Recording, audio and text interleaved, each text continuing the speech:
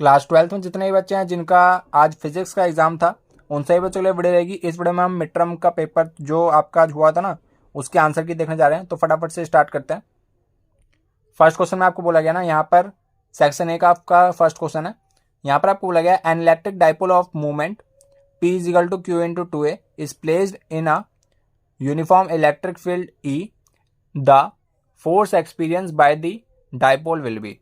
तो आपको ये बताना है कि जब कभी हम एक इलेक्ट्रिक डाइपोल को, जिसका डाइपोल मूवमेंट ये है, उसको हम इलेक्ट्रिक फील्ड में रख देते हैं, यूनिफॉर्म इलेक्ट्रिक फील्ड, तो उस पर जो फोर्स लगता है ना उस वाले डाइपोल पे, वो नेट फोर्स 0 लगता है। ठीक है, तो अगले क्वेश्चन में आपको बोला गया था आपके पास ना दो चार्जेस हैं Q एंड 4Q, और उनको ना इस प्रकार से सेपरेट कर रखा है R1 डिस्टेंस पे और R2 डिस्टेंस पे।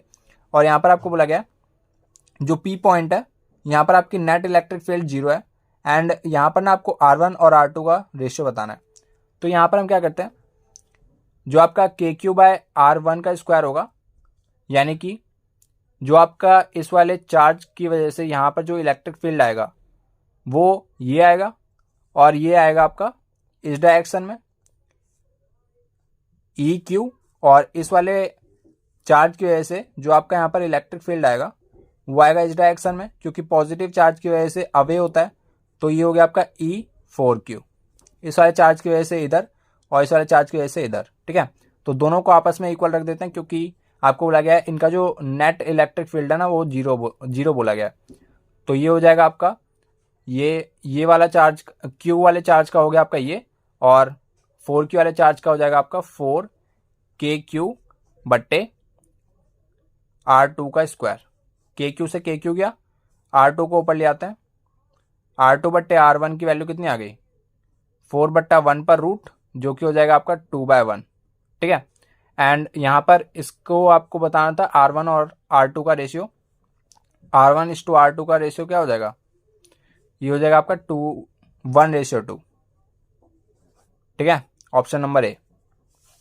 अगले क्वेश्चन में आपको बोला गया which of the following does and do not depend on choice of zero potential और जीरो पोटेंशियल एनर्जी। तो यहाँ पर जो आपका राइट आंसर होने वाला है वो होने वाला है both A and B, potential difference between 2 points and change in potential energy of 2 charge system. ठीक है, फोर्थ क्वेश्चन में आपको बोला गया two like charges are kept at a certain distance, these charges are brought towards each other to a distance of half of previous separation, the amount of work done of initial potential energy of system was U। तो यहाँ पर आपको बोला गया है, मैं आपको यहाँ पर समझा देता हूँ। आपको पास बोला गया कि आपके पास 2 लाइक चार्जेस हैं। पहले जो इसका यहाँ पर पोटेंशियल एनर्जी था, यहाँ पर जो आपका इनिशियल पोटेंशियल एनर्जी था उसको मान लेते हैं KQ/R।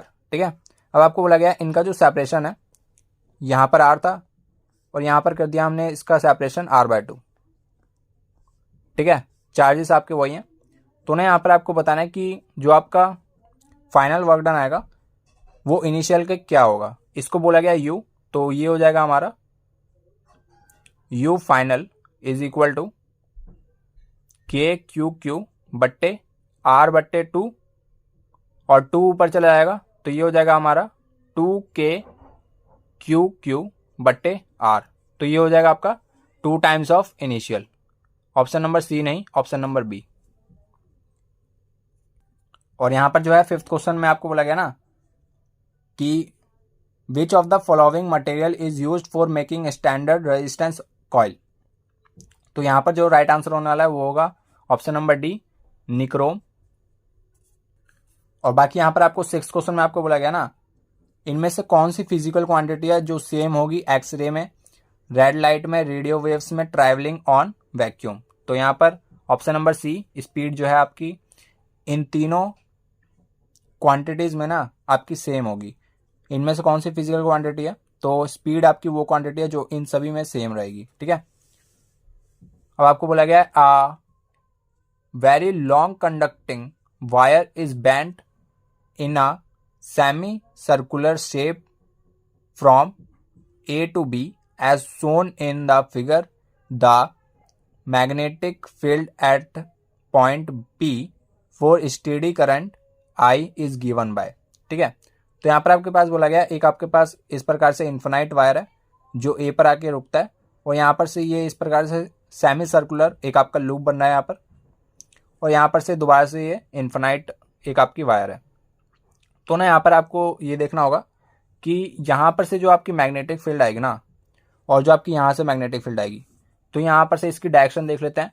ये आएगा आपका इस प्रकार से, यानी कि यहाँ पर से आ रहा है आपका आउटवर्ड P पॉइंट पर, और यहाँ पर से देख लेते हैं ये आ रहा है यहाँ पर से आपका इनवर्ड। ठीक है, आपको दिख रहा होगा यहाँ पर इस वाली वायर को ना हम ऐसे करके करेंगे तो ये हो रहा है आपका इनवर्ड।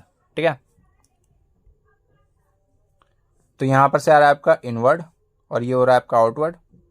इनवर्ड के लिए ये वाला साइन, तो ये दोनों ना एक दूसरे को कैंसिल कर देंगी, बचेगा आपका बस ये वाला मैग्नेटिक फील्ड। तो इस वाले मैग्नेटिक फील्ड पे ना इस वाले लूप की वजह से निकाल लेते हैं, इस वाले सर्कुलर लूप की वजह से ये हो जाएगा आपका इस प्रकार से, और रेडियस है आपकी R। ठीक है, तो इसकी वजह से निकाल लेते हैं, ये हो जाएगा आपका μ0 I बटे 2R, और सेमी सर्कुलर है इस वजह से 1/2 और मल्टीप्लाई कर देते हैं, और करंट जा रहा है आपका इस डायरेक्शन में, तो ये हो जाएगा आपका μ0 I बटे 4R। एंड यहाँ पर डायरेक्शन देखें तो डायरेक्शन ना आउटवर्ड आएगी, यहाँ पर इस प्रकार से ऐसे करके बाहर की तरफ आएगी, तो यहाँ पर outward from the page, option number B. और ये आपका यहाँ पर मैग्नीट्यूड होगा। और अगले क्वेश्चन में आपको बोला गया है which of the following express ampere circuital law. तो यहाँ पर ना जो आपका राइट आंसर होगा वो होगा यहाँ पर ऑप्शन नंबर बी। ये जो आपका फाई है ना, यहाँ पर ये फाई नहीं है, ये आपका क्लोज इंटीग्रल है। ठीक है, इस प्रकार से टाइपिंग एरर है। आगे बढ़ते हैं, तो अगले क्वेश्चन की बात करें। 9th क्वेश्चन में आपको यहाँ पर बोला गया a plane electromagnetic wave travelling along Z axis then. इसमें से आपको बताना है इलेक्ट्रिक फील्ड और मैग्नेटिक फील्ड ना आपकी कौन से डायरेक्शन में ट्रैवल करेगी जब आपका इलेक्ट्रोमैग्नेटिक वेव कहाँ पर ट्रैवल कर रहा हो, Z एक्सिस। तो यहाँ पर आपको मैं बताता हूँ, ये आप चेक कैसे कर सकते हैं। यहाँ पर जो है आपको बोला गया कि इलेक्ट्रोमैग्नेटिक वेव ना आपकी Z एक्सिस में ट्रैवल करनी चाहिए। तो एक आपका फॉर्मूला होता है E क्रॉस B का। तो ना यहाँ पर से हम चेक कर लेते हैं कि जो आपकी इलेक्ट्रिक फील्ड है और मैग्नेटिक फील्ड है उसकी डायरेक्शन क्या होगी, कि जो आपका रिजल्टेंट है वो क्या आना चाहिए, Z एक्सिस बोले तो K कैप। तो यहाँ पर किन दोनों की यहाँ पर हम मल्टीप्लाई करेंगे, जिसके क्रॉस प्रोडक्ट करें जिसकी वजह से K कैप आए, तो I cap cross J cap जो है हमारा K कैप को डिनोट करता है। तो I कैप हो गया हमारा इलेक्ट्रिक फील्ड, J कैप हो गया हमारा magnetic field. Electric field will along X axis, magnetic field along Y axis, option number A. अगले क्वेश्चन की बात करें तो आपके पास ना यहाँ पर 2 बार मैग्नेट्स थे P एंड Q, एंड यहाँ पर ना आपको बोला गया कि इनको ना हमने यूनिफॉर्म मैग्नेटिक फील्ड में रख दिया है।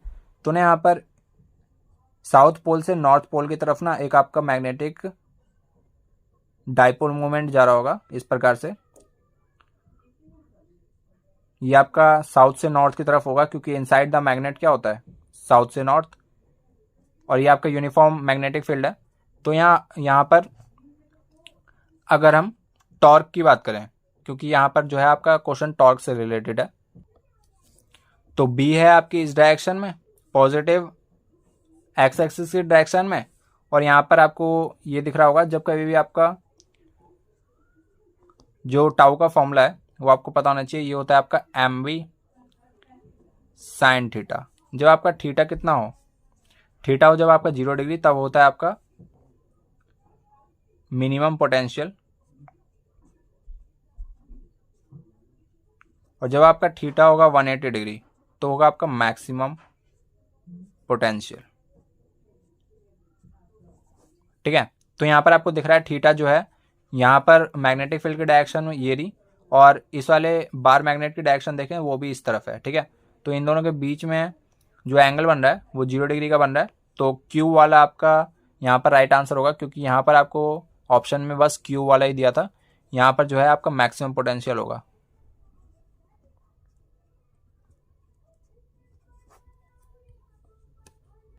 तो यहाँ पर देख लेते हैं, ऑप्शन नंबर सी आपका राइट आंसर होगा। Q is an stable equilibrium and it's potential energy is minimum. ठीक है, तो अगले क्वेश्चन में आपके पास बोला गया कि आपको ना यहाँ पर EMF बताना है between t is equal to 0 to t is equal to 2 second. तो EMF का आपका फॉर्मूला क्या होता है, delta phi by delta t. And यहाँ पर फाइनल फ्लक्स की बात करें तो फाइनल फ्लक्स है यहाँ पर 2 सेकेंड पे, ये है आपका 20।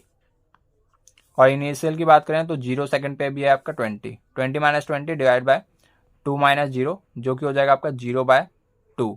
तो 0 आ गया यहाँ पर आपका EMF, तो 0 वोल्ट, ऑप्शन नंबर डी।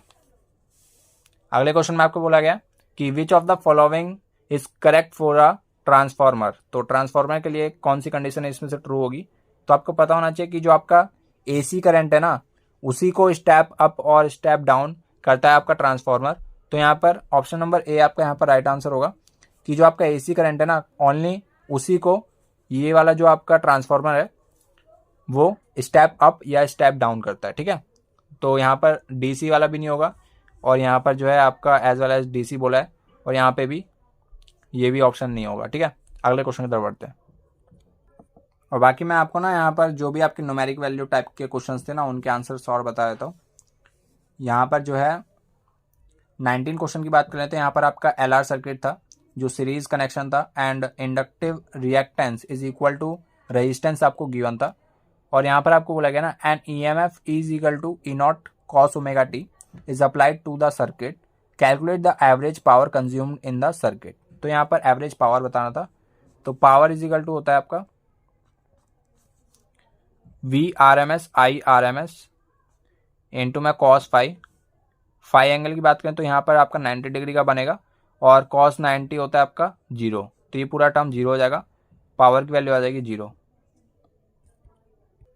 20 वाले क्वेश्चन में आपको बोला गया ना, एक आपके पास बार मैग्नेट है जिसका डाइपोल मोमेंट है M×12 is bent from the middle into a V shaped magnet as shown in the figure, calculate the magnetic dipole V shaped magnet. तो ना यहाँ पर आपको पता होना चाहिए, इनसाइड द मैग्नेट जो आपका डाइपोल का साइन होता है ना, वो इस तरह साउथ से नॉर्थ की तरफ होता है, और यहाँ पर होगा आपका साउथ से नॉर्थ की तरफ। ठीक है, तो ये वेक्टर आ जाएंगे आपके इस प्रकार से, और ये एंगल बन रहा है 60 डिग्री का। पर ना यहाँ पर जो है आपको ये ध्यान रखना होगा, जब हमने इसको इसके मिड से, मान लो आपका ये बार मैग्नेट था, हमने इसको इसके मिड से इसको ब्रेक करके, कैसे इसको ब्रेक नहीं किया, इसी को ऐसे ही हमने V शेप में इसको कन्वर्ट कर दिया इस प्रकार से। और ना यहाँ पर इसके बीच में एंगल है 60 डिग्री का, और ये वेक्टर जो है आपके ये पता होना चाहिए कि ये हमेशा ना टेल टू टेल जुड़े होने चाहिए। तो इसको जो है मैं थोड़ा सा इस तरफ शिफ्ट कर लेता हूँ, तो ये हो जाएगा आपका इस प्रकार से, और ये वाला वेक्टर अगर मैं आगे की तरफ ले जाऊँ तो ये हो जाएगा आपका ऐसे, और ये 60 है तो ये हो जाएगा आपका 120 डिग्री। और जो इसका रिजल्टेंट होगा ना, आपको पता ही होगा जो इसका रिजल्टेंट है वो इसी के बराबर होता है, तो रिजल्टेंट जो है इसी के बराबर होगा, और लेंथ जो है आपकी आधी हो जाएगी, क्योंकि यहाँ पर आपका ये बोला गया कि इसके मिड से ना इसको हमने V शेप में कन्वर्ट किया है, तो इसका जो रिजल्टेंट आएगा वो आएगा आपका M×L, लेंथ का आधा हो जाएगा। ठीक है,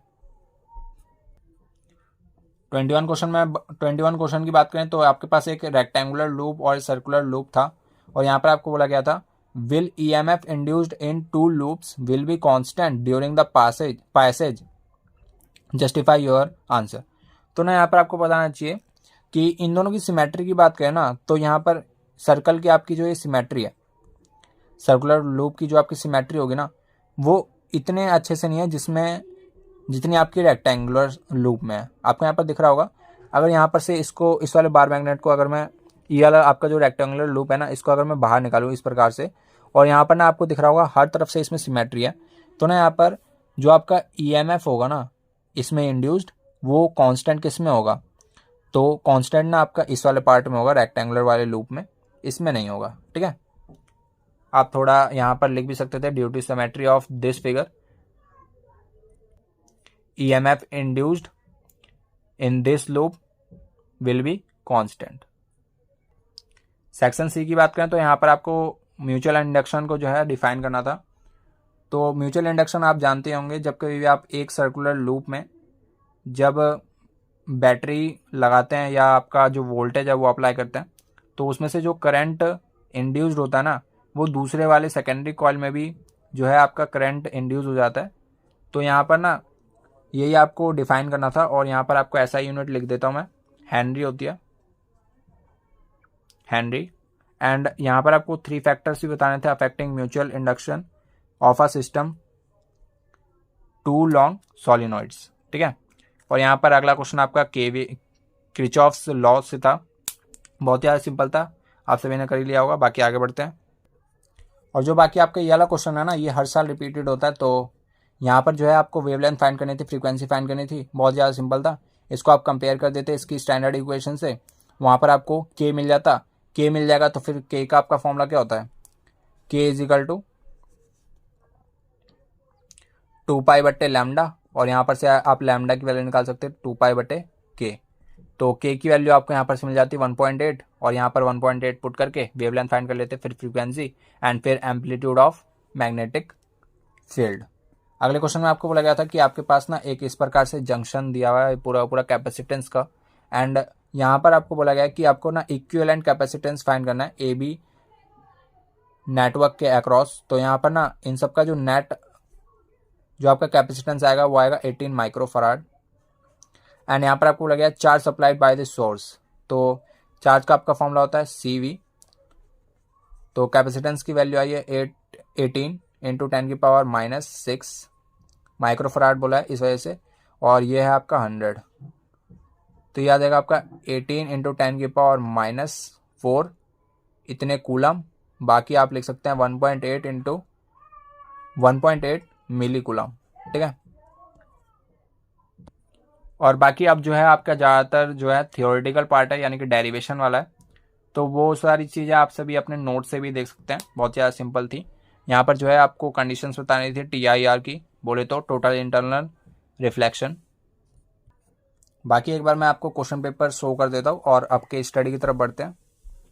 अब जो है केस स्टडी का जो आपका फर्स्ट क्वेश्चन था, यहाँ पर आपको लगा जब आप ना इसके अंदर डाइलेक्ट्रिक इंसर्ट कर दोगे तो फिर डाइलेक्ट्रिक की वैल्यू है K = 2। तो जो आपका यहाँ पर कैपेसिटेंस होता है ना, वो डायरेक्टली प्रोपोर्शनल होता है डाइलेक्ट्रिक के। तो जब आप इसको 2 गुना बढ़ाओगे तो कैपेसिटेंस भी आपका 2 टाइम्स हो जाएगा, 2 times of initial. Second question में आपका राइट आंसर होगा ऑप्शन नंबर डी। और थर्ड की बात करें तो यहाँ पर आपका राइट आंसर होगा option number B, 50 volt. And यहाँ पर आपको बताना था कि इनमें से कौन सा जो है ना, which of the following is not a polar dielectric material. तो इनमें से जो H2 है ना, वो आपका डाइलेक्ट्रिक मटेरियल नहीं है, ठीक है। अगले केस स्टडी की बात करें तो option number D, both A and C. Second question की बात करें तो पैराबोलिक आपका आंसर होगा ऑप्शन नंबर डी। एंड यहाँ पर जो है आपको फ्रीक्वेंसीज का रेशियो बताना था, तो इसका रेशियो आ जाएगा 2:√3। और अगले क्वेश्चन में आपको बोला गया है एक आपके पास प्रोटॉन है और एक अल्फा पार्टिकल है, और यहाँ पर आपको बोला गया है moving in a uniform magnetic field making an angle 90 degree with the magnetic field, the ratio of their radii of their path is, मतलब कि आपको यहाँ पर रेडियाई का रेशियो दिया है 1:2, द रेशियो ऑफ देयर मोमेटा, यानी कि यहाँ पर जो है आपको स्पीड का जो है यहाँ पर आपको रेशियो बताना है। तो 1:1 आपका यहाँ पर राइट आंसर होगा। और बाकी ये आपका सेक्शन ई है, जिसमें आपके सारे 5 मार्कर क्वेश्चन है, ज़्यादातर इसमें जो है डेरिवेशंस है। और बाकी ये पूरा आपका फिजिक्स का पेपर था। इस वीडियो में इतना ही, नेक्स्ट वीडियो मिलते हैं किसी के साथ, तब तक के लिए जय हिंद जय भारत।